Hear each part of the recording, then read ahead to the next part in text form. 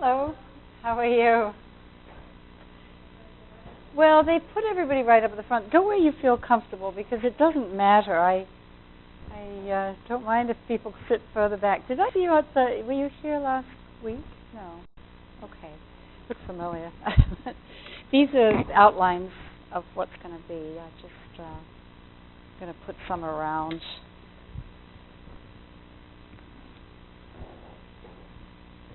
I appreciate you coming, taking the time. It's hard to grab time out of the day, I know that.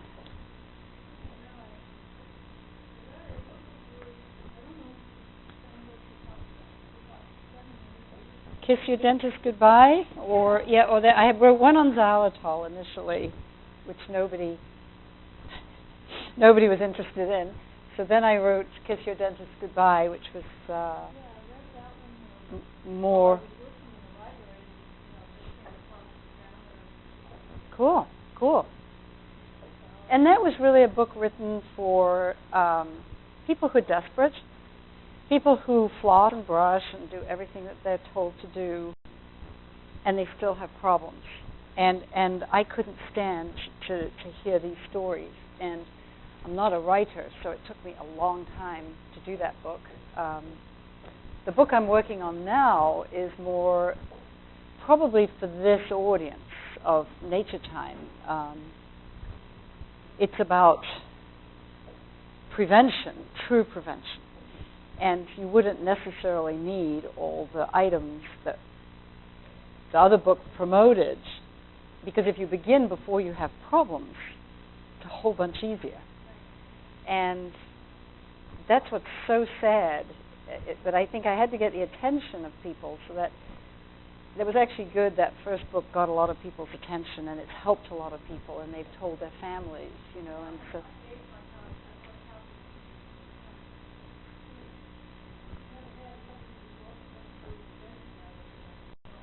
Well, and that's what that book is for. It's an insurance policy. I mean, it's what I use. I still use it every single day, twice a day. I do exactly. I eat the Zellies. I eat. I practice what I preach, and so I tell people I've had one cleaning in 30 years, and I have had no treatment since I was a dental student. When I had a white filling, one of the first ever white fillings put in one of my teeth to replace a silver one, and still there. Now, if you look on the American Dental Association website, a white filling has a 5-year shelf life. Not if you know how to look after your teeth, and so that's sort of why I do what I do, because it's nice to meet people in person and say, here, take a look. This is what we're aiming for. And that's not without that's not with the help of a dentist. And, if I went every 6 months and had cleanings, and you could say, oh, well, that's because your dentist is good looking after you. But a cleaning doesn't help you. Actually, it takes off the hardest layer of your tooth. It can upset the bacteria in your mouth. I mean, these are the shocking things that people are always a little bit surprised, but not so much the people who come here because they know what doctors do. And that's why I think this is a good place for me to start talking again. I used to do seminars, and then I gave up because people would go to their dentist and then they would be told something else different, and they would believe the dentist who made the money from it. And I was doing this as a non-money-making venture, and it's really difficult. What do you do? What's yours? Do you have work in library still, or? Oh, okay.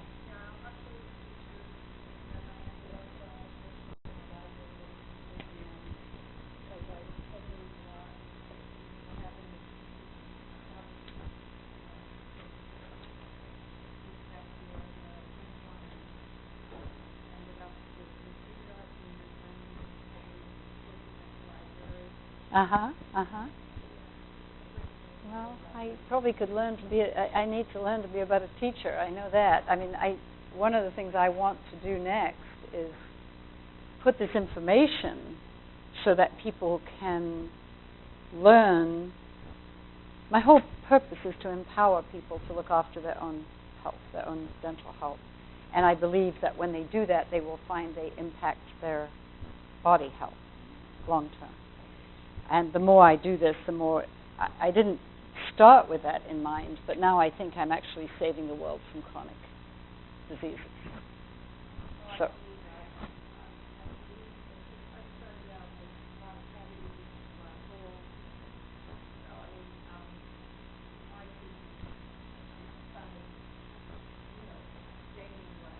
Right, right.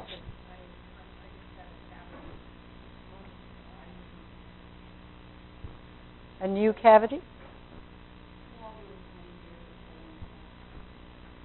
So you don't use then the system of rinses or anything? Yeah. I know. You'd rather have a filling? See, that's yeah.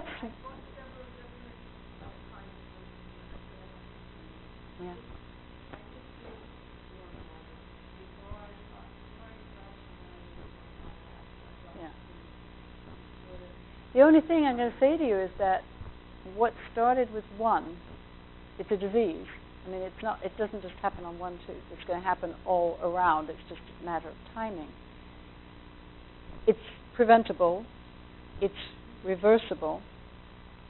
And if something that you're using isn't stopping one cavity, it won't stop any of the other ones.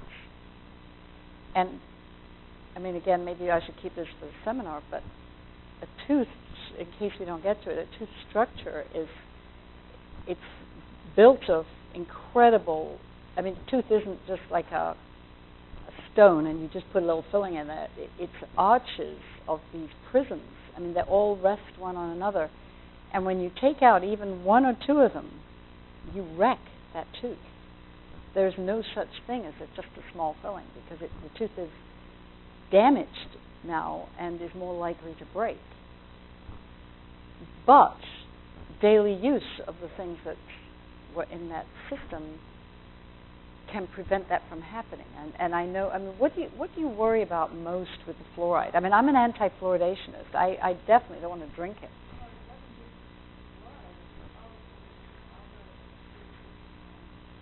Yeah. Yeah, it's only certain ones that I know work. You're coming to listen, huh? Oh, that's exciting. Well, there's one solution for you, which would be in my next book. If you absolutely refuse to use all the toxic chemicals because you're worried you're going to absorb them into your body, there is a old-fashioned chew stick that's used in all the Arab countries. It's called a miswak, M-I-S-W-A-K stick. And it's been, 5 times a day, you massage your gums and you clean your teeth with this stick called a miswak.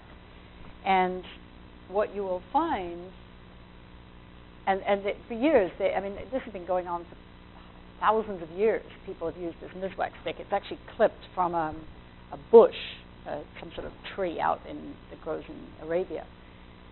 In that tree is fluoride and silica, exactly the ingredients that are in Crest Cavity Protection Toothpaste and Act. So if you don't want to use the Crest and the Act, you can go on Amazon, because they sell them on Amazon, buy a miswak stick, and you chew it into a shape of a toothbrush. And then you will massage it around your teeth all over, and then you clip that end off, and so you go down the stick. It gets shorter and shorter. That's how you keep it clean. But it will deliver to your teeth the fluoride and the silica that I would like you to have to support this tooth. Exactly. The only fluoride I recommend is the sodium fluoride that's in Crest and in Act. All the other is completely toxic. So if you buy the Pro Health or you buy, sodium fluoride, which is a very stable salt of fluoride. I mean, I've used this myself every morning and night and sometimes 3 times a day. Over 30 years now, this is why my teeth stay as they are. That's why I recommend it. But I'm also saying if you are really scared of the chemicals that are in the product, the Act and the Crest, you can get the same effect from this chew stick, which tastes terrible. But if that's what you want, it's the only other thing I can think of that will save your teeth. Because without fluoride, that tooth will absolutely break apart eventually. You may be in assisted living by then, but at some point, you will bite on something one day and that tooth will break apart. And that's what happens to the majority of people who are so against fluoride that they won't use anything. It's the Crest original recipe. It's the cavity protection from.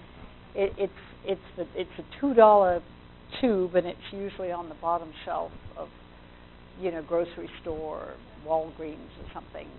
None of the rest of this garbage would I touch.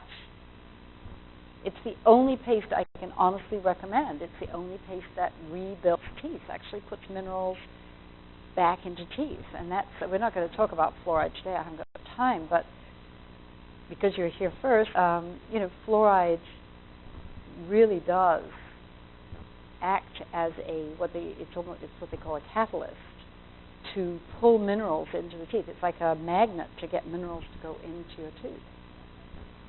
See, fluoride doesn't do anything. It stimulates natural healing of the tooth. Yeah, I'm sorry it's not in, something that's more healthy looking, but there isn't. And my daughter-in-law was like you. She didn't want to do it, and then her teeth were falling apart, and then she thought she'd make her own sodium fluoride, and she spent a fortune trying to do that. It doesn't work the same. It's the other things that make Act and make Crest a good product that we need it. So I'd advise you not to try and substitute because it may not work. But I do know that the Miswax stick works, and if you don't mind the taste of it, and it is an option. So I don't know. We're after 12. I wonder if we're not going to get the other people.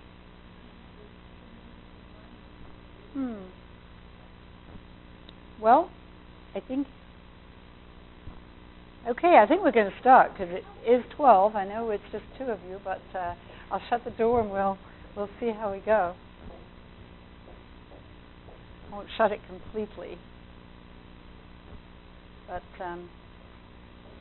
I know this is going to be recorded, so I'll treat it like a big audience, but I will give you lots of time to ask questions at the end, and I appreciate it. Oh. Yes, through Natur-Tyme have a way of recording it, yes. So this is going to be good. And I will begin by just telling you a little bit about myself. I've been a dentist for 43 years. It's a long time. And I started out with the mission to help people avoid dental problems because I personally hated the dentist, and I feel the same today. I don't want to have treatment that can be avoided. If you don't take care of your teeth, I think dentistry is an incredible way. They have perfected dentistry to look after people who don't really care about their teeth. And you can go every 6 months, every 4 months, every 3 months, and they will do a very good job of helping you hang on to your teeth for as long as possible. The problem is a dentist cannot prevent completely the demise of your teeth. You have to know how to look after them if you're going to keep your gums and your teeth healthy for life. So what we have is that there is a need to teach people, and I was inspired to do this because I've been actually a health food fanatic. They call us health food nuts, I think, in the old days for years. I believe that being healthy, if you don't have healthy teeth, you won't be healthy in your body, and vice versa. If you don't have a healthy digestion, I don't believe you can have healthy teeth.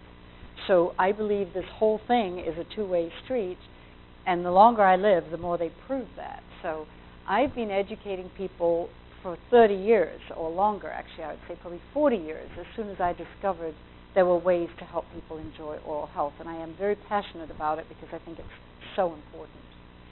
And the first thing I have to tell people is, what do I think healthy teeth are?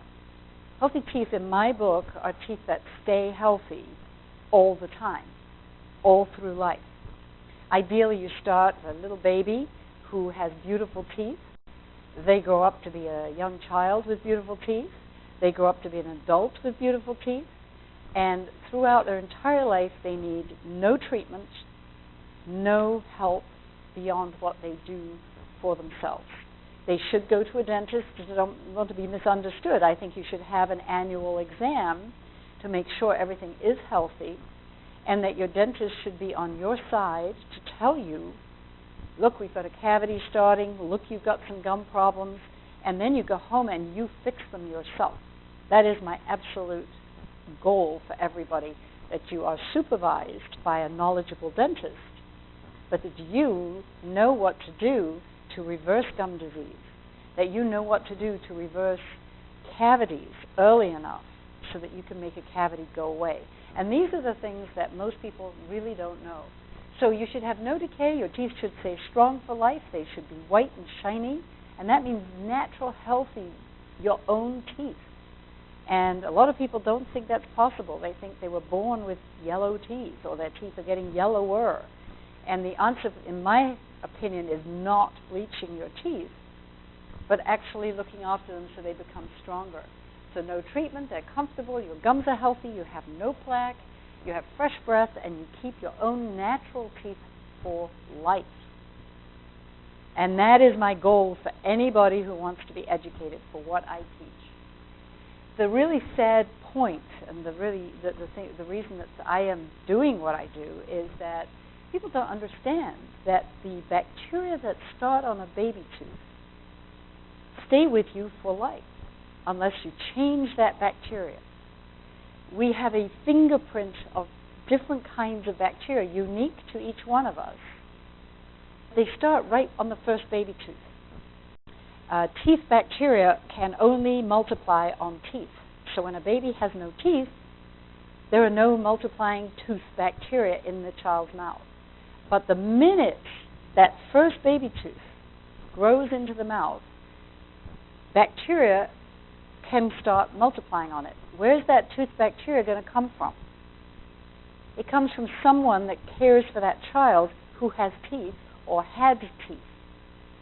The thing is, if Grandma was 25 when she had all her teeth taken out because she had horrible teeth and terrible gum disease, she still has those same bacteria under her dentures in her mouth. They didn't go away. So she has those bacteria, that fingerprint of aggressive cavity-forming bacteria, and if she shares the food with the baby, that's what's going to start landing on the baby's teeth. This is a transmissible disease.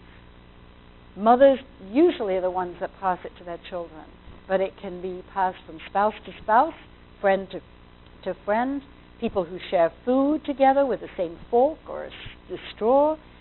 You are at risk of sharing bacteria. So the very teeth that infected the first baby tooth may well be the teeth that impact your body health when you're 60, 70, 80 years old. So cavities don't happen by chance. If you have a cavity or have recently been diagnosed with a cavity or had a cavity and haven't done a program to get rid of those bacteria, you have cavity bacteria in your saliva, period.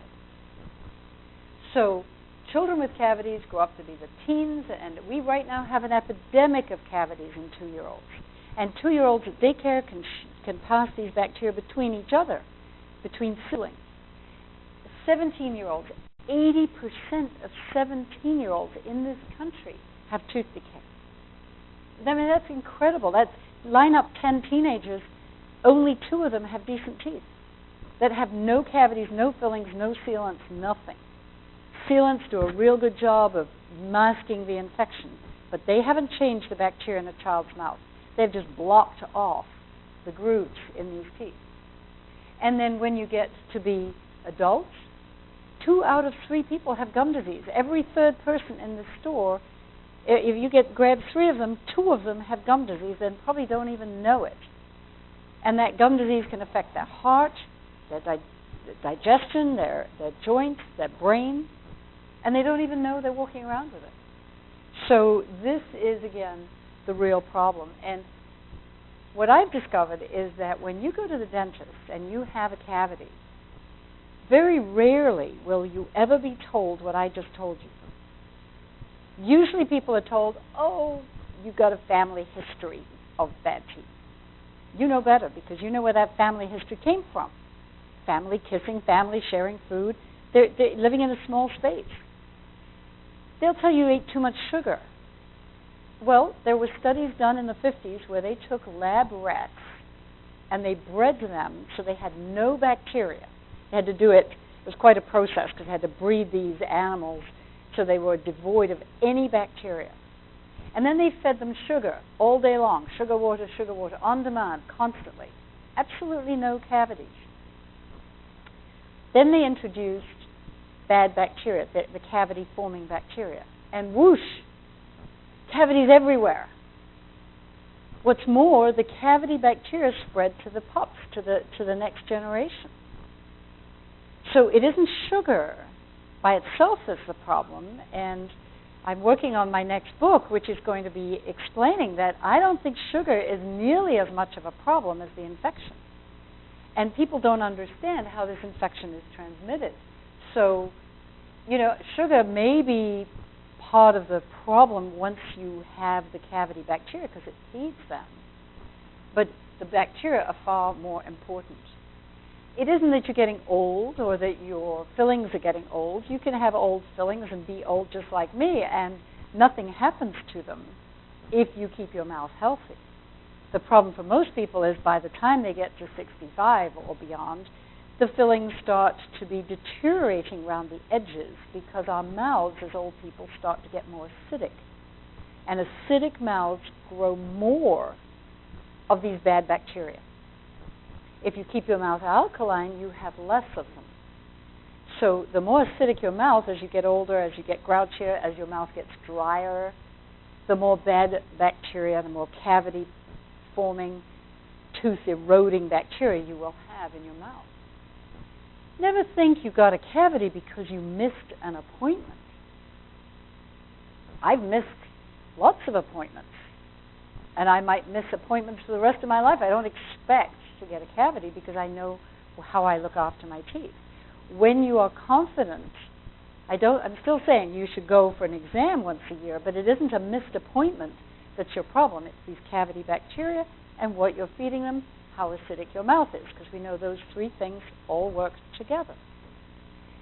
That you can't afford dentistry or you grew up in a family where there was no money for dentistry, those are pure excuses for a bacteria that we know was transmitted.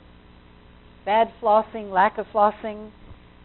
Dentists get very mad with me because I point out that there is no science to show flossing can stop a cavity. There isn't one single randomized clinical trial to show that flossing stopped somebody getting a cavity. And if you think about this disease in your mouth, you can floss bacteria around. You can clean plaque from between teeth. But it'll just regrow. It'll just move around. It's not getting rid of your problem. It's moving a little bit from one place to another. And in the process, what I worry about is you may be flossing over somebody else's toothbrush and flossing your germs onto someone else. So flossing may actually be spreading germs rather than helping you. So all of these things are pure excuses, and I call it a pyramid of excuses. The real reason is bad bacteria, and they spread, that instead of these bad bacteria, we have to develop an ecosystem full of good bacteria that I would call probiotic bacteria, helpful bacteria. And your mouth is really just like your digestive tract. This was a hard message 30 years ago. People were very unaware of good bacteria.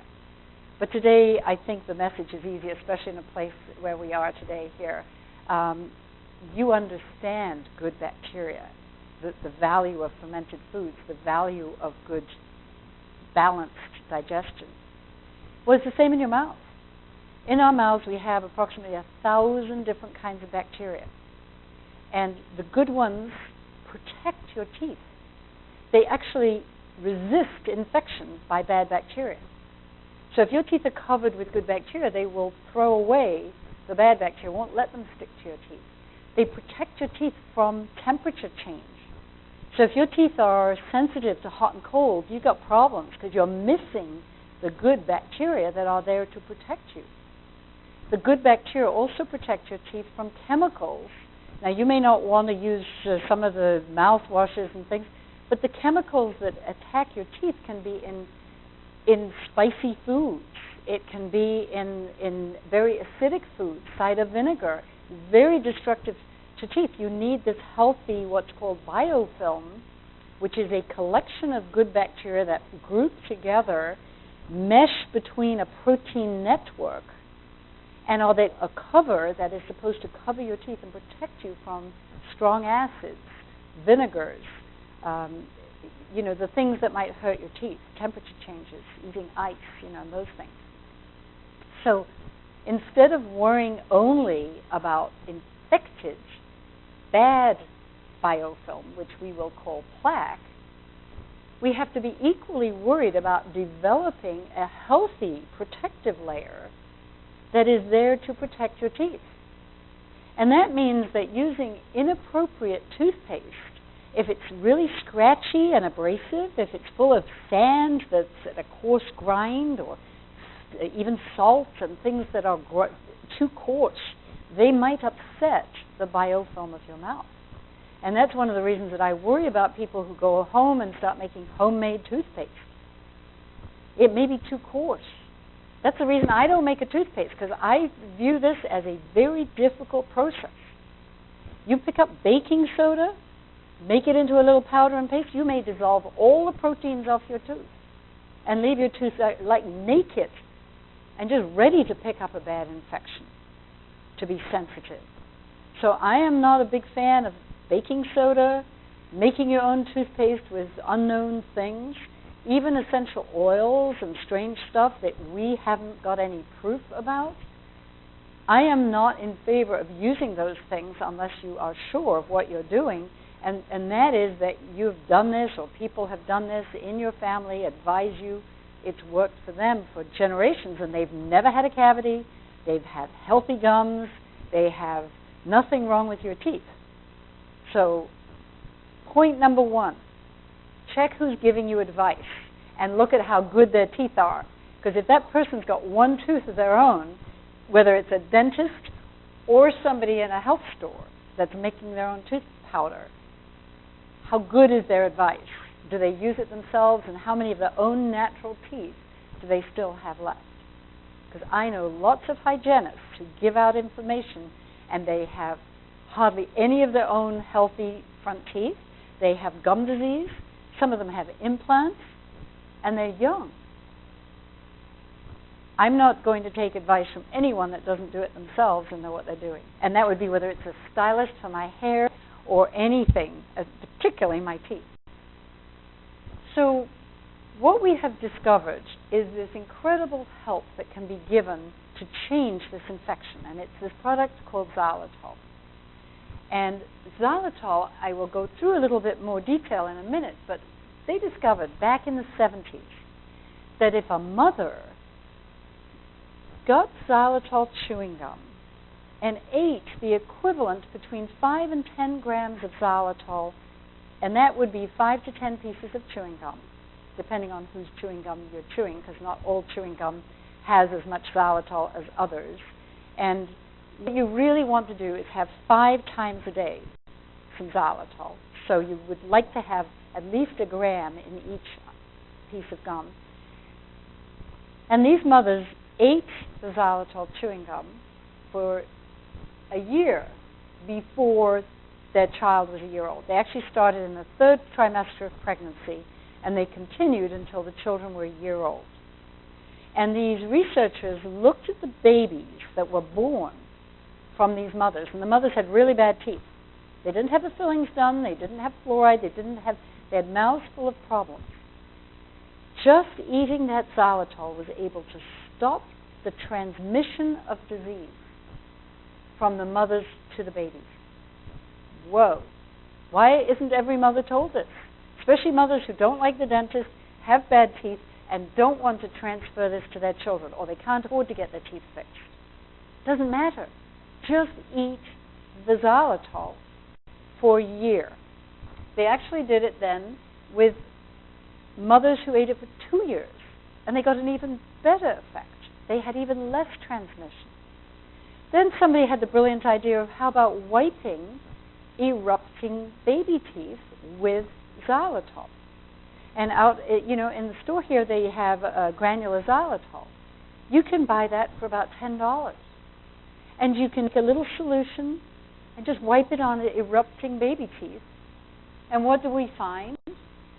90% protection against decay in later life. I mean, that's crazy, for $10. And if you do this thing where the mothers have 2 years, 70% less decay at age 5 for the child. That's with the child not having any xylitol. That's just a mother. Combine these two things together, why wouldn't you? It makes no sense that we are not discussing this in general practice as dentists. To every woman of childbearing age, get going on xylitol, then when you have your baby, keep going on it, and wipe it on the baby teeth. We shouldn't have any tooth decay. And then finally, the children. Suppose you adopt a child and the child comes with terrible teeth. What they discovered was they could just take a child, and depending on how many pieces of gum a day they had, that was the amount of tooth decay that they lessened in that child's mouth. In other words, if you eat the amount of xylitol 5 times a day, you would have the most reduction. If you only ate it 3 times a day, you'd get less. So the more you ate it, the more you reduce the chance of that child having a cavity. And we now know there is a plateau level. That means, if you eat 2 pounds of xylitol a day, it's not going to do you any more good than 10 grams, which is 2 teaspoons. 2 teaspoons of xylitol a day. Spaced out, if possible, 5 times a day. And the best time of all to eat it is at the end of a meal, because that's when the bad bacteria use the food you just ate to multiply. So you get them at that very moment when you've finished eating or drinking. So it's very simple to do, and anyone can do it. And xylitol tastes great, and the chewing gum and the breath mints make it convenient. All you got to do is do it. And I know it's one of those things you don't see, and I had a phone call this morning from somebody devastated. They talked to me 2 years ago when the child was beginning to get cavities. The child now has so much decay, so out of control, because they didn't follow the xylitol and the advice. The child has to go in for general anesthetic and have $5,000 worth of crowns, extracted teeth, fillings, 2.5 years old.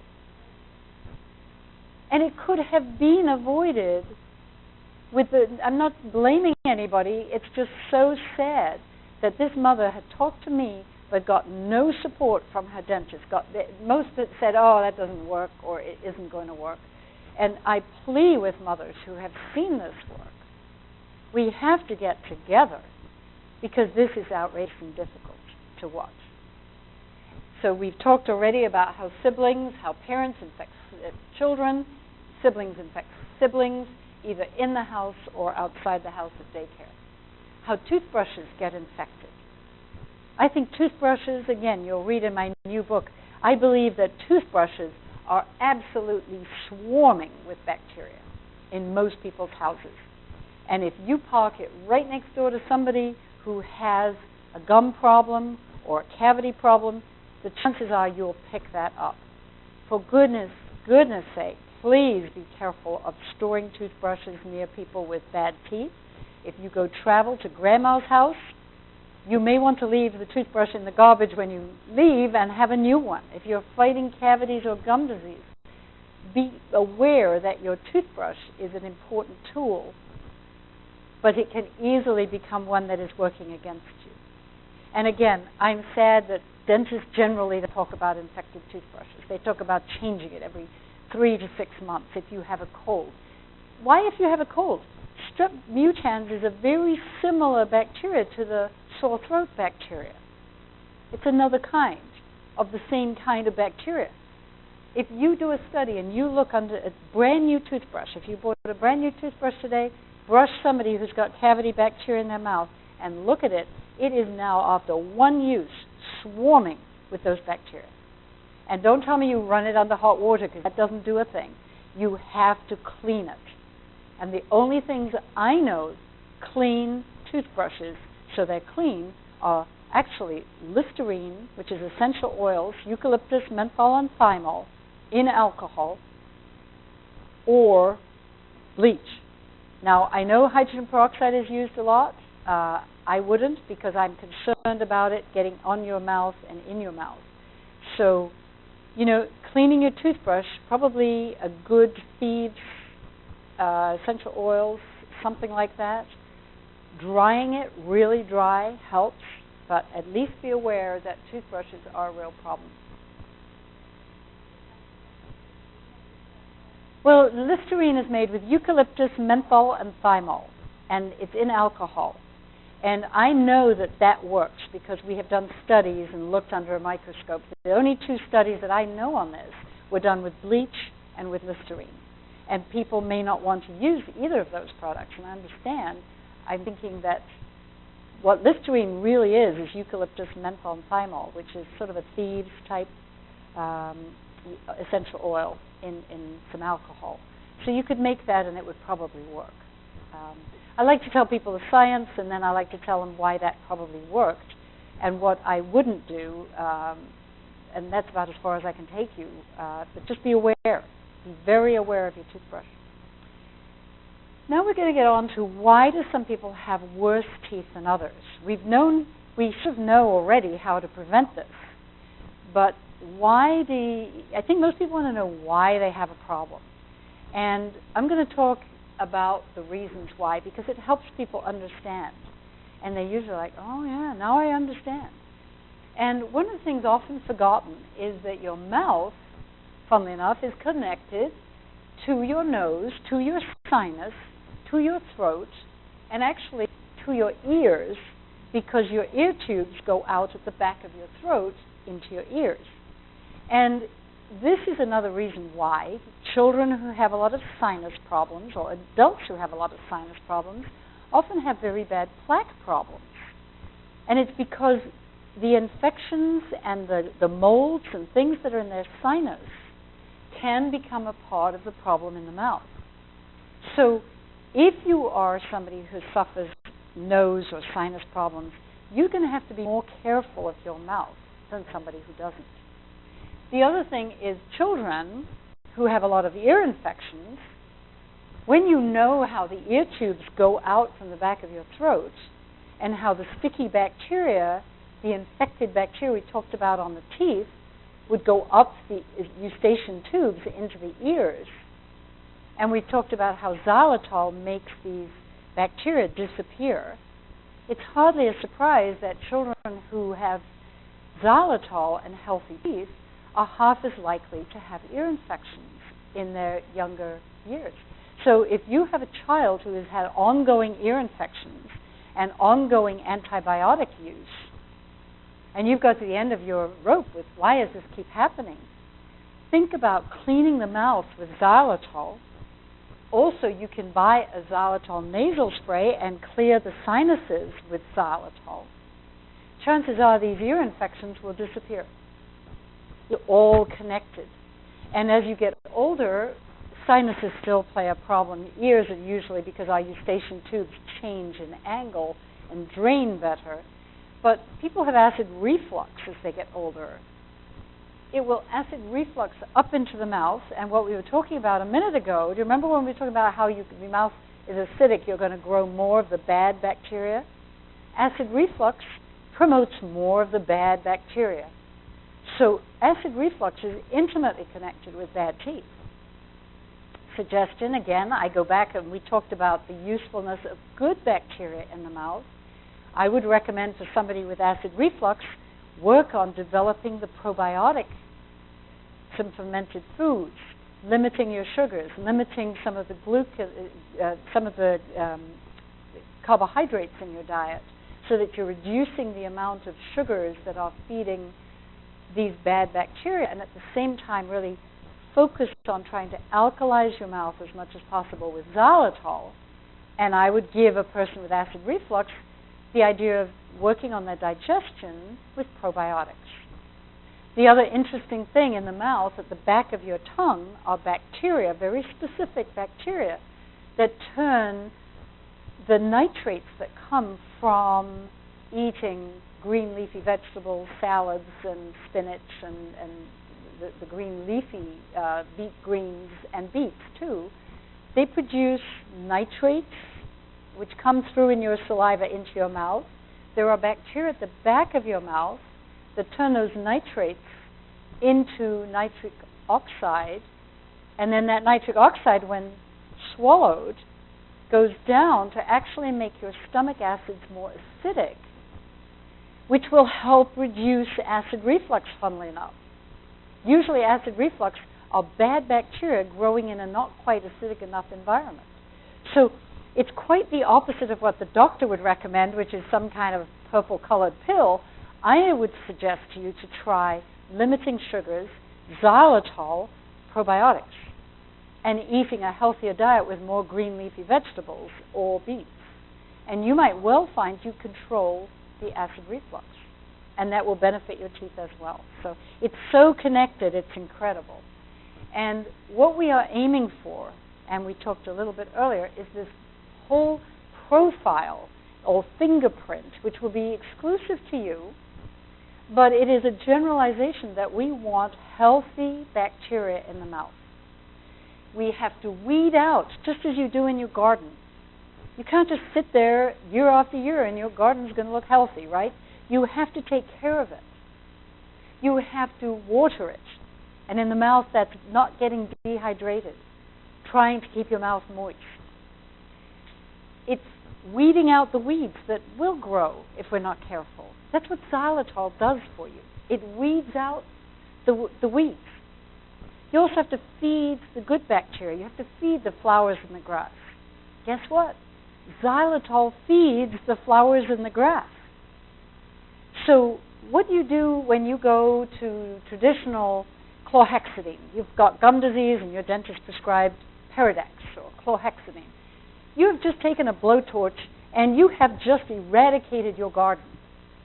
Oh yeah, the weeds are gone. But now what? They're all just going to grow back again.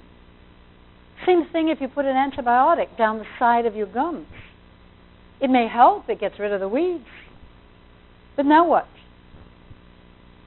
The only way to do this is to understand that you have to cultivate. And the earlier you cultivate this in a small child, the more effective the whole thing becomes.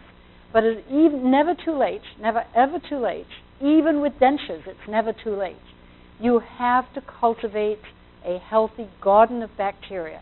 Because if you don't, the bad guys will start attacking you, and you'll be passing these bad bacteria on to your family or to friends or to people you live with. So think of this picture and think of this as an environment. And the next thing I would like to suggest to you is your teeth. I know we have a garden here. I almost wish it was a coral reef, because your teeth are actually like a coral reef. Your teeth are not stones to be polished, to be brushed. The more you brush them and shine them and scrape them and scratch them, the healthier they will be. If I got a Black & Decker and took it to my coral reef, it wouldn't be good. And I don't believe all that polishing and scratching and scraping, it's the best way to keep the calculus down in an unhealthy mouth. But just like a coral reef, if we adjust the environment, the ecosystem, we can keep that coral healthy. it will be fed by the good bacteria and plankton in the environment. And it will grow and it will stay healthy and it will repair. If something gets broken off, it can repair itself. Your teeth are like a coral reef, and they're totally dependent for their success and their longevity on the liquids around them and what's in them. Harsh, nasty, infected things that are eating away at them, or something that's nurturing them. So my next picture, if I had one here, would actually be a coral reef. But I'm going to just quickly whiz through the most important part of what I'm telling you, because I think if you forget everything else, remember xylitol. Because xylitol does the most incredible things. It's safe for diabetics. It's found in fruits and vegetables. It's found in raspberries, in strawberries. And a little experiment after lunch. Eat a raspberry and feel your teeth, and they'll feel nice and clean. You may think a raspberry must be acidic or must be problematic. Just eat one and then see how your teeth feel. Preferably an organic one. But, and strawberries too. There are lots of foods that actually help our teeth. And that's, again, what's going to be in my next book that I'm working on. But xylitol is incredible, and unless you're sure of which fruits and vegetables are safe for your teeth, I would suggest you end every meal with some xylitol. Anything that you eat, most of the things we drink are acidic, whether it's a coffee, a soda, obviously soda, sweetened juices, lemon juice, lemonade, teas. They're all damaging to teeth. Try to keep those beverages, your food, to a mealtime and end the meal with xylitol, because it will take your mouth from acidic over to being alkaline. And we can do that little experiment in a minute. So it alkalizes the mouth. It moistens the mouth at the same time. How it alkalizes the mouth is actually xylitol isn't making your mouth alkaline per se. What it does, when you put a xylitol on the roof of, on the top of your tongue, it pulls water to itself. And the only place that water is there is in the roof of your mouth, a little tiny glands. And they squirt out an alkaline saliva. I don't know, but I assume it may be glands that normally go into your nose. But because of this pulling, xylitol initiates this flow of alkaline saliva in your mouth. And it washes over your teeth and gives them minerals, changes the pH of your mouth from acidic to becoming alkaline. It's feeding the good bacteria. It's weeding out the bad guys. I mean, I don't know what much else you could want, except as you swallow it, it does good things in your digestion. It also feeds good bacteria. It's fiber. And it breaks down to form butyrate, which is very good for a healthy digestive lining of your digestive tract. So then, with a healthy digestion, you'll absorb more minerals, which will go through and come out in your saliva. So we have this completeness that is so neat and so important. So it protects teeth from cavities and plaque. It really, really does. The U.S. military has known this since 2001, when they started making xylitol chewing gum for the troops. And in every meal in Iraq and Afghanistan, the troops had 2 pieces of chewing gum. They probably thought it didn't taste that good, because I bet the military didn't use particularly expensive flavorings. They probably used the cheapest ones they could find. But good flavorings would have made that a piece of Zellie gum. I mean, it's xylitol on the outside of their gum. And they were eating 2 grams of xylitol every time they had a meal, packed in their meals. Because the military wanted to reduce tooth decay. And they knew this was the most effective way they could do it. So it's sad that the public hasn't heard this for all these years. But it's been going on for quite some time. So the program, if you want to look it up on the internet, was Look for Xylitol First. Was the military always give a name to everything. Their program was Look for Xylitol First. And that brings me to another point, that all xylitol is not created equal. And if you go and buy Trident chewing gum, it may say, now with xylitol. But the amount of xylitol in it maybe minuscule. And since you need a threshold level to get rid of plaque, you have to get to 6.5 grams a day if you have a plaque problem. Prevention may need less, and little children with no cavities can certainly get away with a lot less. And little infants, if you're just wiping their teeth, you just have to wipe their teeth with some. It isn't a dose amount. But if you're trying to get rid of cavities, like the lady that I spoke with this morning with her 2.5-year-old with out-of-control decay, she needs 6.5 grams a day, period, to get rid of that cavity infection. And that's why we made our Zellie bears, which are my company's products. They're little bears. They have 1.3 grams in each bear. Now, if you look at the nutrition label, it only says 1 gram because you round down or you round up. And be aware of that, because if you buy gum that says 1 gram, are you sure it's 1 gram? If it's my gum, you're sure. Other gum I cannot vouch for, because they can put 0.7 grams in and round it up to say 1 gram. It's very tricky for people. But if you're trying to get rid of cavity bacteria, you're going to need 6.5 grams a day. So it is important to have this labeled and know what you're doing. This was the reason that I put 1.3 grams in every Zellie bear, because if you're good at math and multiply 1.3 by 5, you'll find you're at the level that you need to control tooth decay. I believe that that is a great product, therefore, to help young children. And I wish it was given out in preschool like it is in Scandinavia. In Scandinavia, they hand out xylitol at preschool so that the children will grow up with healthy adult teeth. Because the kindergarten is when the teeth start to grow, the adult molars. So they change the oral flora for 2 years, the bacteria in the mouth, before the permanent teeth come in. So they will become immediately infected by healthy garden of bacteria. It makes so much sense. And what do we do in preschool? We make children brush their teeth. And then with whatever toothpaste, I have no idea.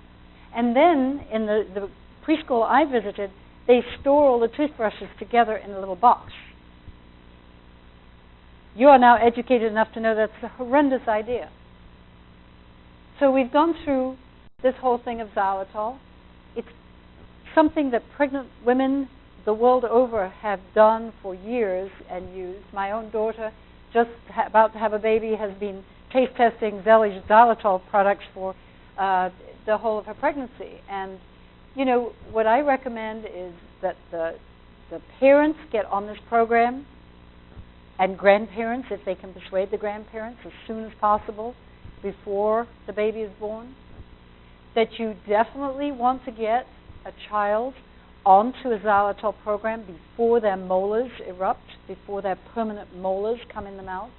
I mean, not permanent, excuse me, the baby molars, which is in the 2nd year of life. And you wipe the baby teeth with some solution of xylitol, and you hope that by the time they're preschool or kindergarten, you have their mouth under total control. And the reason that you want this is that the grooves of biting teeth are full of little grooves. The top surface is full of these little grooves. You know, mothers get scared because the dentist looks in the child's mouth and says, "Ooh, you've got really deep grooves in these teeth.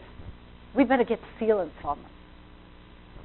And I'm trying to teach mothers to say, really deep grooves and my child has a healthy mouth? Great! Because if good, healthy bacteria get deep in those grooves, they're in there. They're safe. They are going to set up home, and they are going to be fountains of good bacteria for that mouth. They are the reservoirs of good bacteria. Why would you want to block them up if the mouth is healthy? Again, dentistry is set up for sick, infected mouths. If your mouth is full of disease, you have bacteria and plaque, the first place those bacteria are going to go, deep in those grooves, and that infected, nasty bacteria feeding on the soda you drink all day is going to gnaw away at the bottom of those grooves, and you're going to have a great big cavity. So yeah, sealing them up may be the best thing, but doesn't get rid of the bad bacteria, and they will come back at another time on another location in that mouth. They are not gone. Mothers, unfortunately, think once they've had sealants on the teeth, they're all set. Oh, they'll look good for a few years, but then as soon as the permanent teeth grow and touch, the place that these bacteria will go is in those, what they call interproximal spaces, right between the teeth. The child will get blamed for not flossing. Somebody didn't come to the dentist because they didn't have insurance. But the real problem was that nobody ever got rid of the infection. They just blocked up the grooves and said, look, it looks great to me. So getting rid of the infection is getting to the core of the problem. Acidity is one problem. Balancing healthy bacteria is the second thing to do. But you've got to find the core of the problem. You've got to understand whether, is it because you've got sinus problems? Is it because you're eating too much unhealthy stuff? Is it that your mouth is just naturally acidic? And then work with xylitol, with probiotics, with a better diet, and try and get rid of all the bad bacteria. Embrace when you have healthy ones. And I would say that you don't have them cleaned off your teeth routinely. See, I don't promote cleanings to people with a healthy mouth. And I certainly wouldn't clean children's teeth with a healthy mouth because there is absolutely no reason to do that. And if you've got a child who's got great teeth, great mouth, no plaque, no cavities, been on the xylitol diet, why clean their teeth? And you could ask the pediatric dentist or the dentist, why would you recommend a cleaning for my son, daughter? And I am a pediatric, I'm a geriatric and a pediatric and a special needs dentist. I mean, I've done dentistry. I was some of the later joiners. I've been a dentist for 43 years. I have children of my own, never had a cleaning. Why would I do that? Because the only reason that I was trained was to get children used to the drill in the mouth. And once I discovered you don't need the drill in your mouth, why would you do it? So ask the good question. Why would you have a cleaning if you don't need one? So that is the routine for, you really want to get the mouth healthy prior to the eruption of teeth. And the more you do that, the more guaranteed success. Now this is a devastating, horrible case of somebody had braces, and you could almost see where the brackets and things were. They had plaque, they had infection, which is always the case because it's really hard for anything to clean naturally around the teeth, even if you're on a healthy diet. Plaque can collect very easily by those braces. And when a tooth is damaged, it becomes whiter. It actually is weaker, but it looks whiter. I had somebody once used to clean his teeth with Comet Cleaner because he thought it cleaned his sink very well. Well, his teeth went really, really white. But I would say to him, your teeth are about to break off. They are now like blackboard chalk. Remember blackboard chalk? Nobody today knows what blackboard chalk is. But you could just go pum, and the thing breaks apart. Because the acidity from the plaque is pulling minerals out of the teeth. And when you pull minerals out of the teeth, it changes the way the light reflects on them. And sadly, it makes the teeth look whiter before they break. Whitening products are mainly acidic, or they are abrasive. And the acidity of whitening products, like white strips, actually is doing this, but across all your teeth. pH of a Crest white strip, I believe, somewhere near pH 1, if you know anything about pH. It's like battery acid. So yeah, your teeth will look nice and white, but they will have been damaged. Tooth enamel is actually completely clear, like a glass. So the last thing you want to do, you don't want to etch it with acid. Yes, it'll look white, but it's not going to be healthy. And some of the toothpastes that are for whitening are so abrasive, they scratch the scratches on, and then the scratches make your teeth look white. So I'm not in favor of any of that. Here's more damage done. Again, the white spots up the top are an older child. This is damage in a little baby's. I mean, she's just got 4 front teeth. Now, this child, the parents consulted with me because she was told to go into the hospital and have general anesthetic, which potentially We don't know the effects it has on a child's brain. I do know that children die having that done. One child died having her teeth cleaned under sedation. That's to whom my book is dedicated, this little girl. So, you know, it's not a safe procedure for anybody to have. So I would recommend to that mother, I wouldn't do it. I'm a pediatric dentist. I know you make choices, but if we could stop that from getting worse, and you don't mind looking at it for a few years, when she is old enough in the dental chair, when she's 3 or 4 or 5, we can just put some sort of plastic coverings, if you really want to, on the front of those teeth when she's old enough to cooperate. But is that amount of damage worth a general anesthetic and the potential life of my little child? I couldn't recommend it for that amount of tooth decay. Yes, it's not good, and actually more of this will break off. But if I help that mother with xylitol, we get rid of that infection. Because that infection is like a maggot. It just eats away at the teeth. It's bacteria just eroding. That's what a cavity is. It isn't something that's like just happens. And we can get rid of those cavity bacteria very easily because we can wipe those surfaces and then try to get the teeth a little stronger.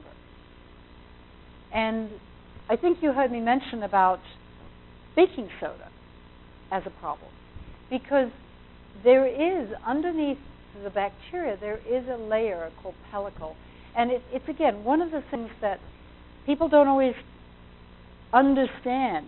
It's very important to protect the proteins on your teeth. Vegan, raw diets can be really abrasive to your teeth. They can really strip your teeth of proteins. And that's, again, where xylitol and a good mouth care system can help you a lot. And fermented foods. And if you don't eat dairy at all, you're again, it's an uphill battle.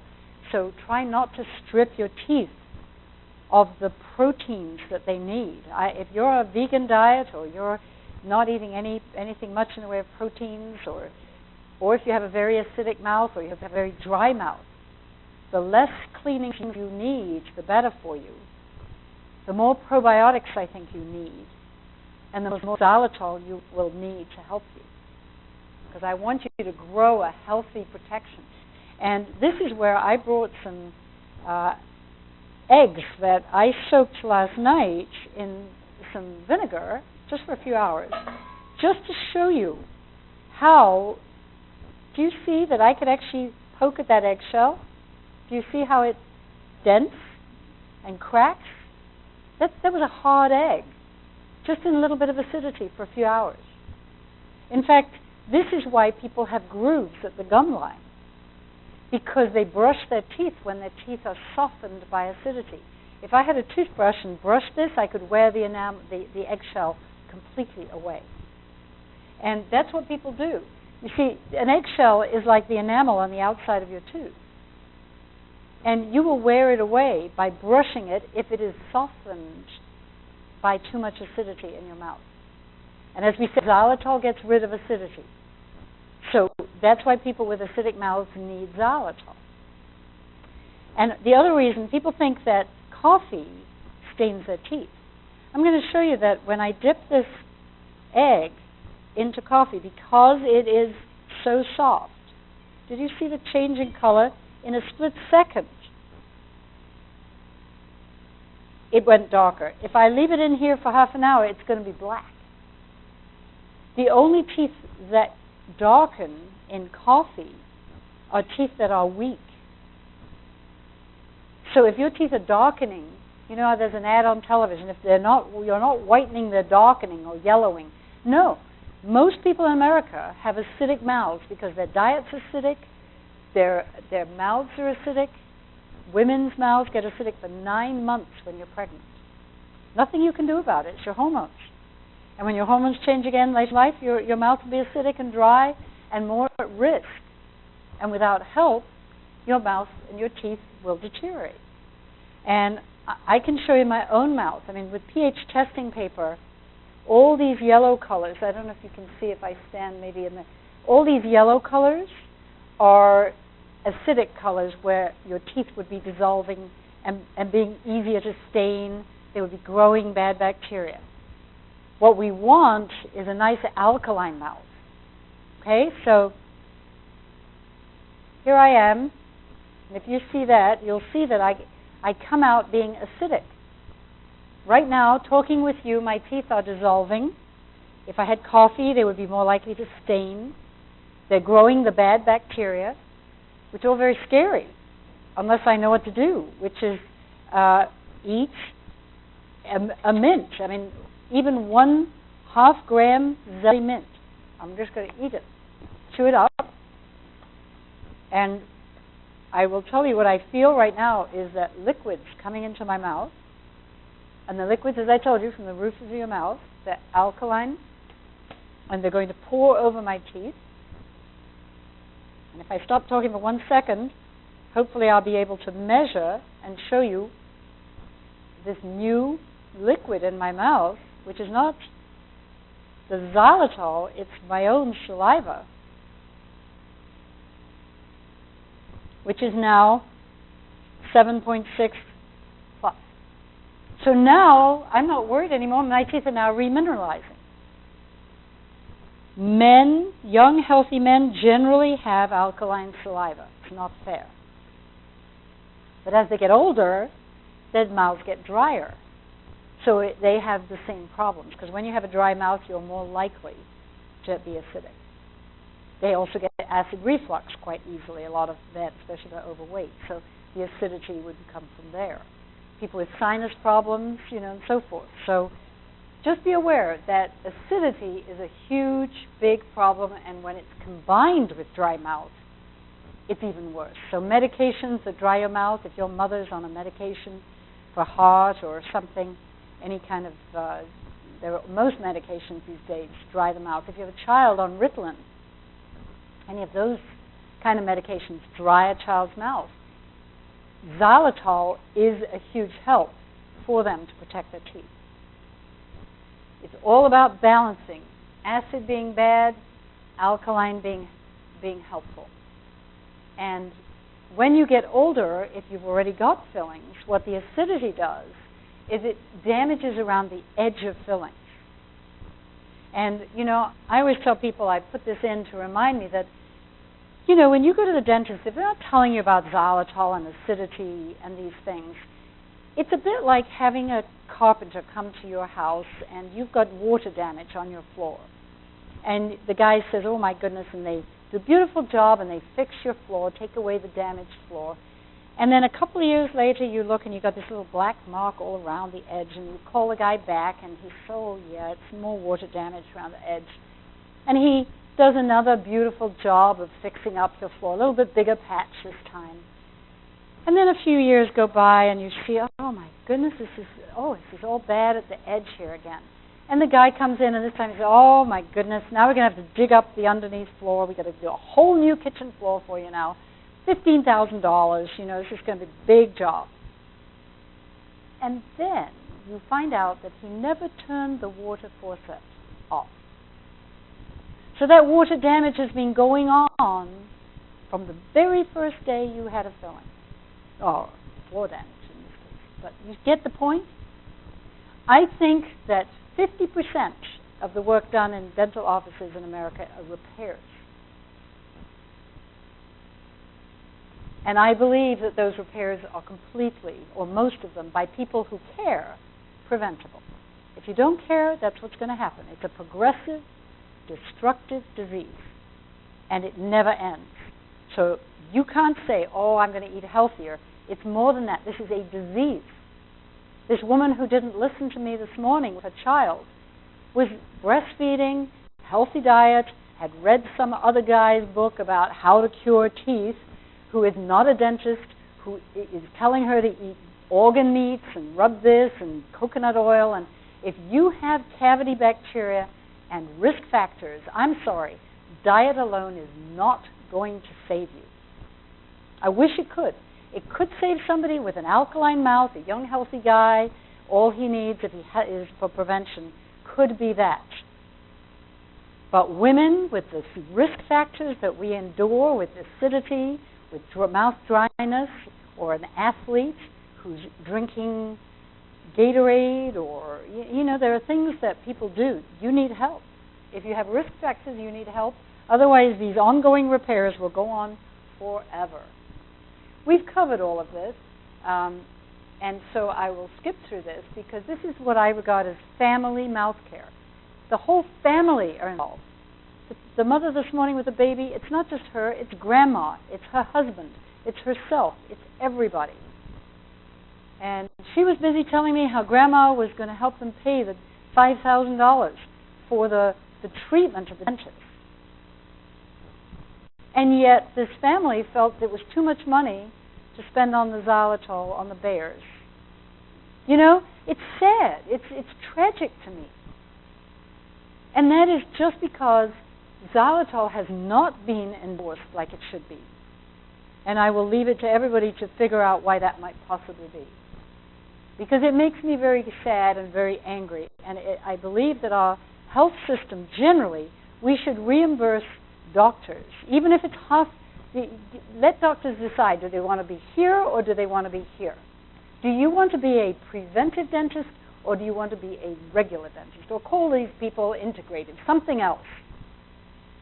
And then pay this group who opt for this side of the fence to be paid for the number of healthy patients that they have and the number of healthy teeth that those patients have.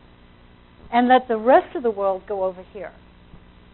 Because the problem with what I'm recommending for your local dentist, he doesn't make any money. I try to teach dentists how to make money when you're sending everybody home. I get people come to me, they've got $6,000 worth of gum surgery to do. And I teach them how to balance the garden of bacteria in their mouths and eat well and digest and all of those good things and get some Zellies going. Brush properly, clean their toothbrushes, and it goes away. And they come back to see me and nothing's needed anymore. It's not good for business. So we need to change the way the reimbursement is, and I think the biggest thing, the way people make notice is by withholding your payments. And if you're a mother or a father in a family that's at this point got healthy teeth and you make an investment to say, I'm not going to pay the dental insurance premiums, I'm going to pay for the prevention myself. Maybe we get enough people to do that because dental insurance generally isn't very good anyway. You go thinking they're going to cover you, and I'm telling you, you don't necessarily need cleanings and you won't need fillings if you take preventive steps. Maybe that's the way we get people to pay attention. I don't know. But teeth can heal themselves, but you have to stop the infection first or teeth will not heal themselves. So, you know, you do have to eat well, do things, and there's a whole procedure to healing teeth, which haven't got time to go through today, but teeth can heal themselves quite substantially. But you have to stop the disease first. And it's the same with gum disease. Imagine your finger has an infection and a gap underneath where you cut it and it got infected. Is that going to heal on its own? No. Do you want to do a graft straight away? No, because you've still got the infection there. So the first thing with your infected, damaged finger is get rid of the infection. In the case of the finger, it's probably something that cream you put on it. In the case of your mouth, we're going to dip your wound in xylitol 5 times a day. That'll get rid of the infection. Now we've got a hole. How is nature going to cure that? How's it going to heal it? It comes from the inside. How healthy is your immune system? Because if it's healthy, it'll send little cells around to get rid of the garbage and bring in new stuff. And then what you eat brings vitamins and minerals and things that create proteins and stuff that we couldn't even do if we tried. And nature remeshes everything together. And in the end, when you look back, whoa, I actually so damaged my thumb. I think it was just over a year ago. I mean, most people would run to the doctor, and I'm not suggesting you should to other people, but I don't tend to not go because I don't want what is offered. And I really, really thought my thumb would never have a nail on it. And I was okay with that. I knew the risk I was taking. And this thing looked absolutely horrible, but I gave it time I kept it dipped in xylitol, which xylitol actually will work on lots of things. I mean, silver is similar. But I did some silver, I did some xylitol, did some different things. And lo and behold, I was looking through, I said, I think that's actually a nicer nail than my other one. It has so grown back so perfectly. It's incredible. And teeth, it's the same incredible thing. It can regrow itself in many situations, not every situation, but there is a way to repair and reverse, and gum disease, the same thing. Not until you get rid of the infection. Now I'm going to spend 5 minutes talking about why I do what I do, and that is because I believe this country is sick, and so sick as they get older. I think most people start to get cardiovascular problems, arthritic problems, dementia problems, whether it's Alzheimer's or pure dementia, digestive problems. Where are all those pills and what are they all for? All those things, right? Diabetes, everything. And if we look back, would we find most of those people of that age who have cardiovascular, arthritic, and so forth, are all those problems, do any of those patients have fabulous natural teeth that have worked well for them through their whole life? It would be an easy study, but I don't think it's ever been done. I do know some cardiologists who say that every cardiac patient appears to have gum disease. It's not quite saying one causes the other, but it is pretty interesting.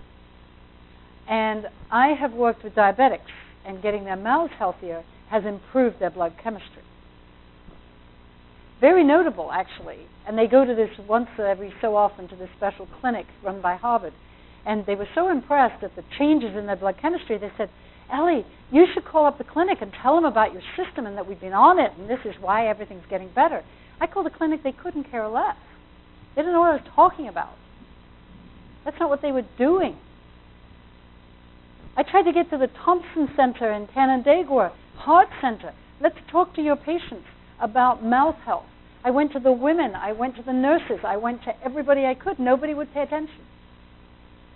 I've been into the daycare of the people with special needs and disabilities to try and get them maybe a daycare to hand out some candies that would help these disadvantaged adults and children who already have a number of problems. Most of them have dry mouth and acidity and teeth that are crooked and are very difficult to treat. Nobody will listen to me. The only people who listen to me are people who are usually in health stores or people who have already suffered so badly they've got thousands of dollars worth of work to do. And it is tragic. And I think if we could just start early enough, we could perhaps save so many people from these horrible endings to their life. And we have the science. I was one of the founders of the American Academy for Oral Systemic Health.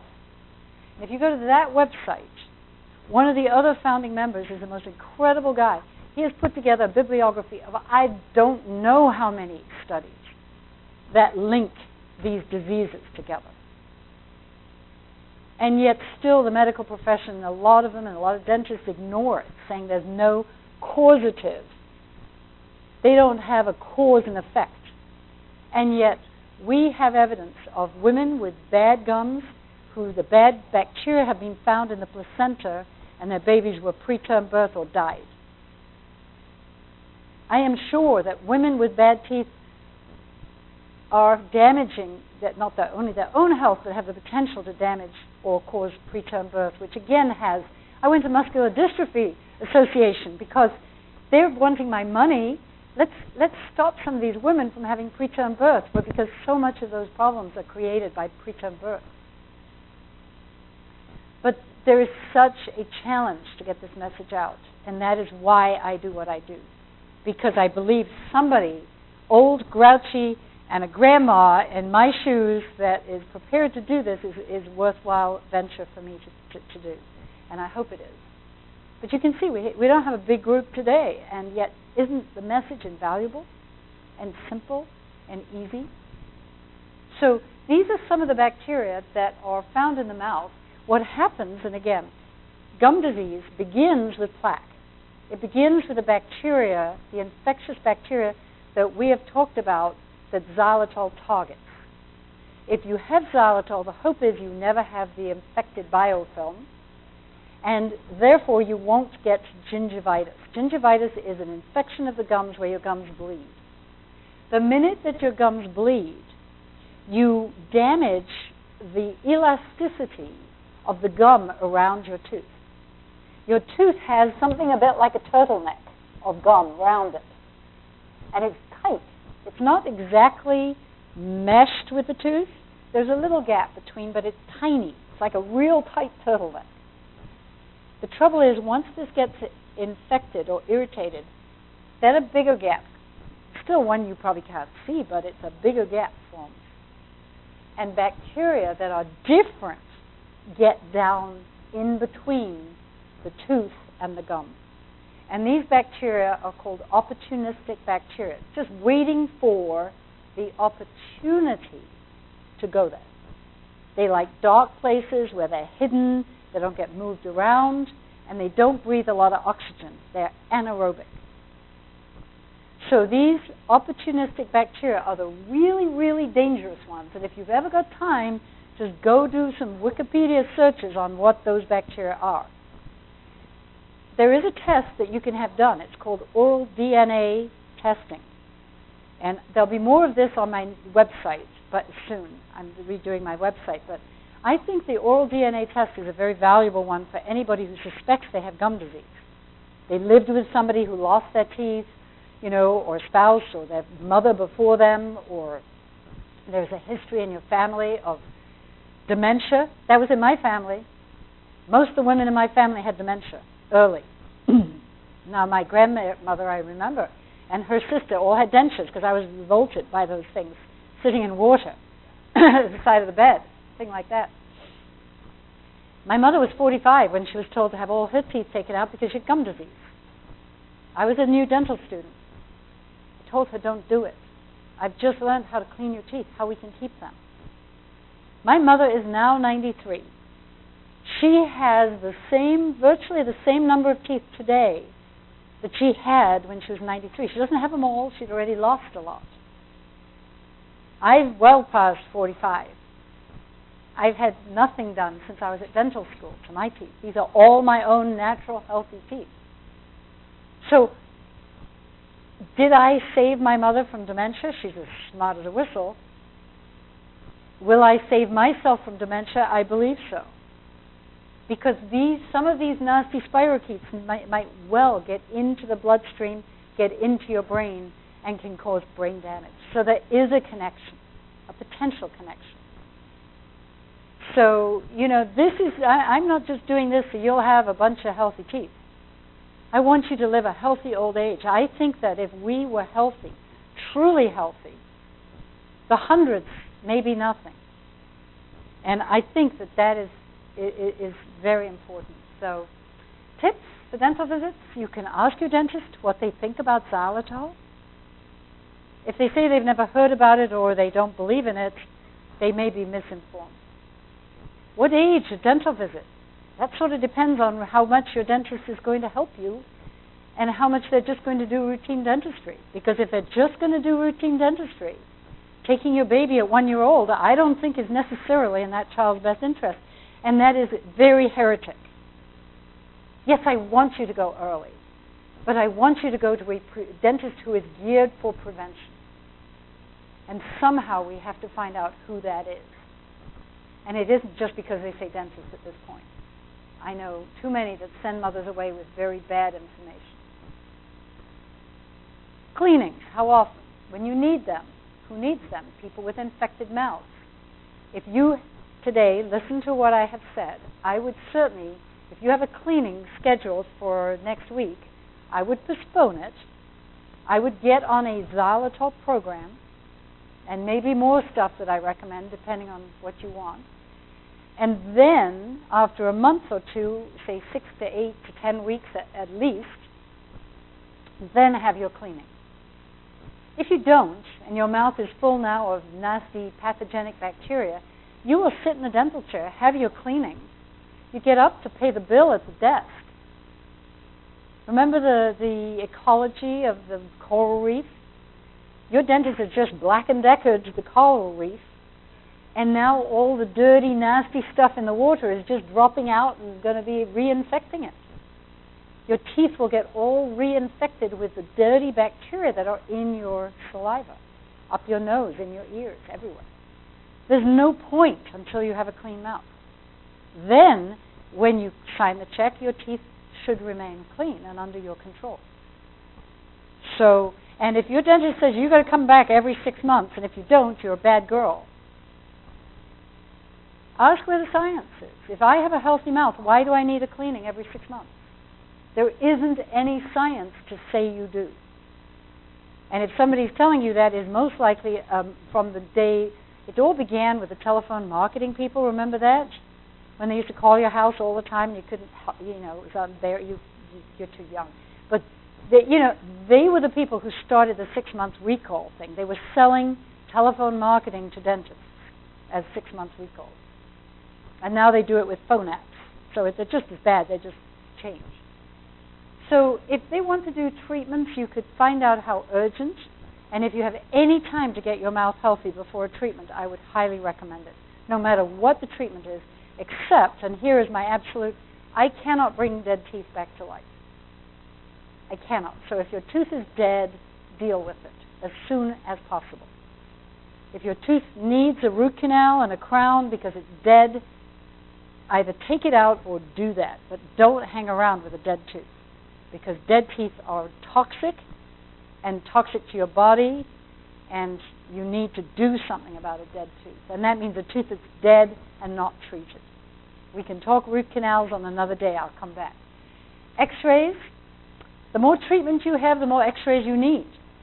My children who never had sealants, never had anything done, I think they've only had 2 X-rays in their entire lives, and they're in their mid-20s. Because if you can see the teeth and they're healthy in the grooves, the rest of the tooth's going to be fine. Once you've sealed the grooves, you can't see a thing. So sealants create a problem because you have to take more X-rays. You don't know what's going on. And your dentist cannot be responsible for keeping your teeth healthy because there's more to it than your dentist can manage. And that is why dentists don't believe that you can look after your own teeth. It is really up to you. So here is the place that you can go to get information. I have a blog. I have a website. A couple of websites. Zellies.com is where you find product information. Dr. Ellie is going to be where I do more teaching. I'm trying to put out, in the next few months, courses that you can sort of take yourself.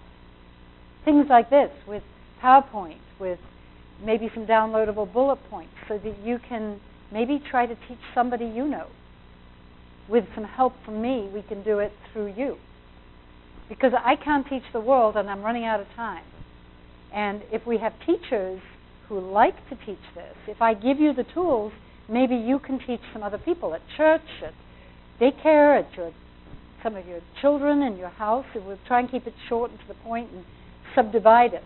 So that's what I'm trying to do on my Dr. Ellie website. I don't do coaching anymore. I'm sorry, that's an old thing. I'm trying to finish this other book because I feel I can help more people more quickly with a book. Today I did bring my first book, which is called Kiss Your Dentist Goodbye, which is for people in desperate need. They don't know what to do. They have been told they need $5,000 worth of gum surgery, and they can't afford it. This book will help them. It's products that are not natural, all natural. You won't find them here in a natural food store, but they will get you out of trouble. This is a very useful book for somebody in trouble. My next book will be more about options for people who are not as desperate. But if you're desperate and you're about to have your gums cut, laser surgery, grafts, and nasty things, this may help you. I do also have a book I think I'm going to leave here, which is The Power of Xylitol, which is more about the studies. It's written really for dentists.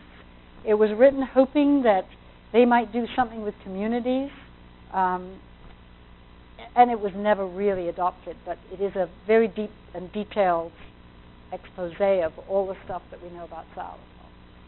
So hopefully I have been helpful. That is a quick email address, and then I'm going to flip it away because I don't want too many people emailing me, but you can get to me through the websites. So, that's, I think, the most helpful I can be. So, any last-minute questions? I'm going to turn this off so we